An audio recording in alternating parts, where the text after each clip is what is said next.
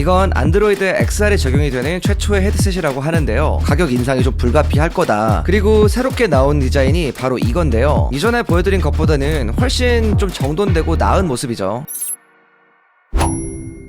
안녕하세요, 별남입니다. 자, 오늘은 테크위크 시간인데요, 영상을 시작하기 전에 몇 가지 공지사항이 있어요. 제가 오늘 이렇게 에어팟 10대를 준비했는데요, 에어팟 10대 구독자 이벤트로 전부 다 드릴 예정이고요. 참여하시는 방법은 이 영상에 댓글을 달아주시면 됩니다. 뭐 이벤트 영상에 달아주셔도 되고요. 그리고 저희가 이번에 멤버십을 또 오픈하게 됐는데요, 지금도 많은 분들이 가입을 해주시고 계세요. 근데 더 많은 분들이 가입을 해주시면 저희가 좀 더 좋은 취지로 의미 있게 사용할 수 있을 것 같고요, 여러분들한테 더 많은 선물도 더 자주 드릴 수 있을 것 같습니다. 아무튼 저희가 이번에 선물도 정말 많이 준비했으니까요, 여러분들 많은 참여 부탁드릴게요. 자, 벌써 다음 달이죠. 내년 1월에는 갤럭시 S25 시리즈가 나올 예정인데, 이번에 언팩 날짜에 대한 새로운 소식이 나왔습니다. 최근 갤럭시 언팩 초대장이 유출이 되었는데요, 초대장 이미지를 보면 언팩 날짜가 1월 22일로 나와 있습니다. 그리고 스마트폰 4대를 모아놓은 듯한 그런 모습으로 보이는데, 이거는 S25 기본형 플러스 그리고 울트라, 여기에 더해서 새롭게 나온다고 알려진 슬림으로 보입니다. 기존의 3가지 모델은 이번 1월 출시를 목표로 하고 있고, 이 새로운 모델인 슬림 같은 경우는 2분기에 출시할 예정이다, 이런 얘기들이 있는데, 이번 언팩에서 미리 공개를 하는 것으로 예상이 되고 있습니다. 그리고 이번 행사에서는 좀 특이하게도 삼성의 새로운 혼합 현실 헤드셋이 나온다고 하는데요, 이 헤드셋 같은 경우 프로젝트 무한으로 알려져 있습니다. 이건 안드로이드 XR에 적용이 되는 최초의 헤드셋이라고 하는데요, 약간 애플의 비전 프로처럼 외부와 가상현실을 넘나들면서 좀 다양한 콘텐츠를 즐길 수 있는 그런 제품이라고 볼 수 있어요. 이번 갤럭시 S25 컬러에 대한 소식들도 나와 있는데요, 디스플레이 분석가 로스영에 따르면 이번 울트라는 총 7가지 색상으로 출시가 된다고 합니다. 티타늄 블랙, 티타늄 실버 블루, 그리고 티타늄 그레이, 티타늄 화이트 실버, 티타늄 제트 블랙, 제이드 그린, 핑크 골드, 이런 컬러들로 예상되고 있는데, 이 중에서 티타늄 블랙과 블루, 그레이와 화이트, 이렇게 4가지 컬러가 기본 색상으로 보시면 되고요, 나머지 3가지는 삼성닷컴 전용 컬러로 볼 수 있어요. 이제 울트라의 디자인을 한번 살펴보면 카메라 레이아웃이나 이런 건 S24 울트라와 비슷해 보이긴 하는데, 뭔가 약간 좀 더 각진 느낌이 좀 나죠. 약간은 깻잎통 디자인으로 바뀐 것 같아요. 좀 더 자세히 보면 모서리 부분이 약간 둥글게 처리가 되어 있는데, 이 부분이 바로 전작에서 좀 달라진 부분이라고 볼 수 있어요. 카메라도 보면 블랙 컬러의 카메라 링이 렌즈를 감싸고 있는 형태인데, 약간 Z 폴드 6의 스타일이랑 좀 비슷한 것 같죠. 카메라 렌즈가 조금 더 돋보이는 그런 디자인으로 나오게 될 것 같습니다. 그리고 울트라는 화면 베젤이 아이폰 16 프로 맥스보다 더 얇을 거라고 하는데요, 지금까지 나온 스마트폰들 중 가장 슬림한 베젤을 가지게 될 거라고 합니다. 플러스의 실물 이미지도 보면 컬러는 무광 블랙 컬러로 보이고요, 카메라 레이아웃이나 뭐 전체적인 모습은 기존과 굉장히 좀 비슷한 모습입니다. 그런데 측면을 보면 전원 버튼 아래쪽에 새로운 버튼 같은 게 하나 생겼어요. 이게 아이폰 16에 들어간 카메라 컨트롤 같은 뭐 그런 유사한 버튼이라고 하는데, 이거는 사실 버튼이 아니라 밀리미터파 안테나일 거다, 이런 의견이 좀 지배적인 상황이라고 합니다. 카메라 같은 경우는 보안상 가려져 있는데 카메라 렌즈의 규격은 달라지지 않은 것 같고요, 화면 크기도 기존과 비슷해 보이는데 새로운 컬러 이외에 디자인에서는 큰 차이는 없다고 느껴집니다. 이번 갤럭시 S25 시리즈는 전 모델에 이 퀄컴에서 나온 갤럭시 전용 스냅드래곤 8 엘리트가 들어갈 거라고 하는데요, 사실 기존에는 뭐 엑시노스도 같이 해서 이렇게 좀 나눠서 들어갈 거다, 이런 의견들도 있었는데 지금은 스냅드래곤만 들어갈 예정이라고 합니다. 사실 성능에서는 스냅드래곤이 아무래도 조금 더 좋기 때문에 굉장히 좋은 소식이 맞는데, 한 가지 좀 안타까운 소식도 좀 전달해드리면, 이번에 퀄컴에서 칩셋의 가격을 20% 인상했다고 합니다. 거기에다가 지금 $1 환율이 굉장히 좋지 않죠. 엄청 비쌉니다. 이런 상황 때문에 아마 이번 갤럭시의 출고가가 가격 인상이 좀 불가피할 거다, 뭐 이런 의견도 굉장히 많이 나오고 있는 상황이라고 해요.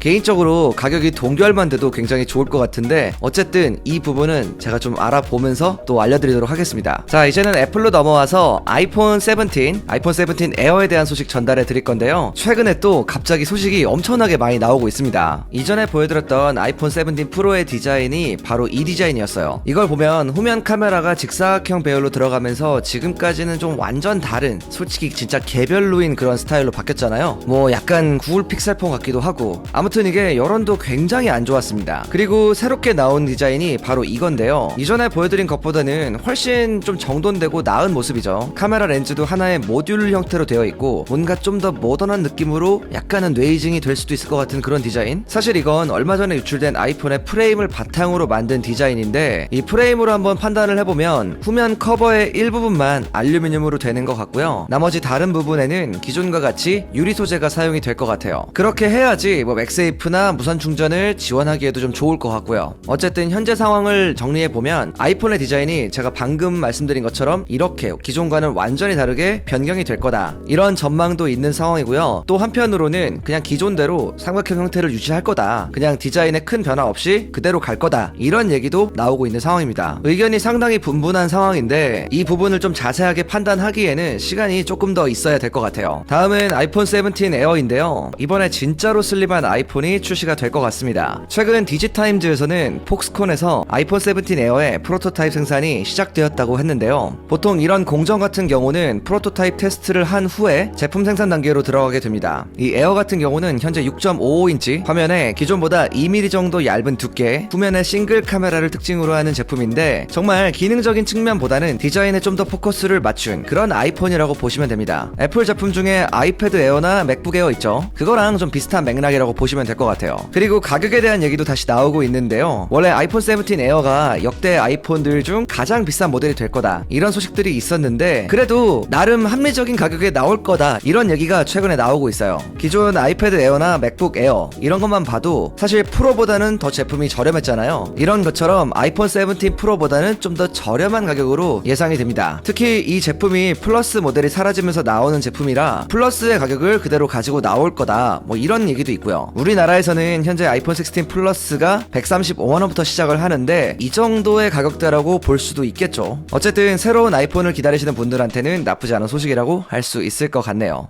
자, 오늘 이렇게 아이폰과 갤럭시 이제 새로운 제품들에 대해서 여러가지 정보를 알아봤는데요. 뭐 이제 갤럭시 같은 경우는 사실 얼마 안 남았죠. 한 2-3주만 있으면 우리가 제품을 어느 정도 볼 수 있을 것 같은데 뭐 아이폰 같은 경우는 이제 좀 아직 멀긴 했지만 그래도 또 정보가 많이 나오고 있다 보니까 또 이렇게 모아서 전달을 해드렸고요. 아무튼 이렇게 2024년도 다 끝나가는데 여러분들도 좀 따뜻한 연말 보내시길 바라고요. 그리고 저희가 준비한 이 이벤트도 많이 참여해주시면 감사하겠습니다. 멤버십도 부탁드리고요. 아무튼 제가 오늘 준비한 내용 여기까지고요. 지금까지 별남이었습니다. 바이.